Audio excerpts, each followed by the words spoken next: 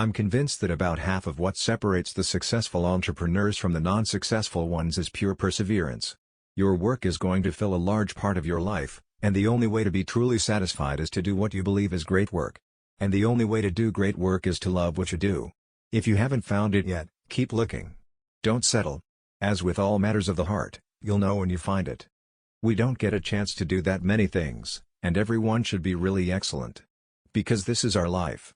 Life is brief, and then you die, you know? And we've all chosen to do this with our lives. So it better be damn good. It better be worth it. I think if you do something and it turns out pretty good, then you should go do something else wonderful, not dwell on it for too long. Just figure out what's next. When you're a carpenter making a beautiful chest of drawers, you're not going to use a piece of plywood on the back, even though it faces the wall and nobody will see it. You'll know it's there, so you're going to use a beautiful piece of wood on the back. For you to sleep well at night, the aesthetic, the quality, has to be carried all the way through. Your time is limited, so don't waste it living someone else's life. Don't be trapped by dogma, which is living with the results of other people's thinking. Don't let the noise of others' opinions drown out your own inner voice. And most important, have the courage to follow your heart and intuition. You can't connect the dots looking forward, you can only connect them looking backwards. So you have to trust that the dots will somehow connect in your future.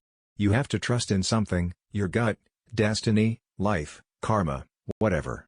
This approach has never let me down, and it has made all the difference in my life. What is Apple, after all? Apple is about people who think outside the box, people who want to use computers to help them change the world, to help them create things that make a difference, and not just to get a job done. Technology is nothing.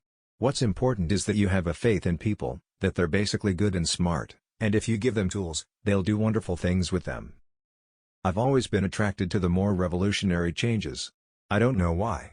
Because they're harder. They're much more stressful emotionally. And you usually go through a period where everybody tells you that you've completely failed.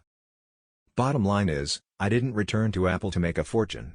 I've been very lucky in my life and already have one. When I was 25, my net worth was $100 million or so. I decided then that I wasn't going to let it ruin my life.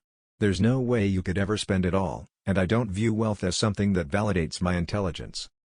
Remembering that you are going to die is the best way I know to avoid the trap of thinking you have something to lose.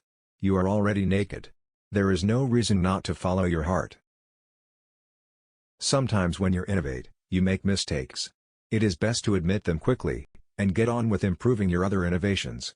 Steve Jobs. Remembering that you are going to die is the best way I know to avoid the trap of thinking you have something to lose. You are already naked.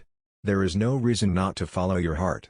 For the past 33 years, I have looked in the mirror every morning and asked myself, if today were the last day of my life, would I want to do what I am about to do today?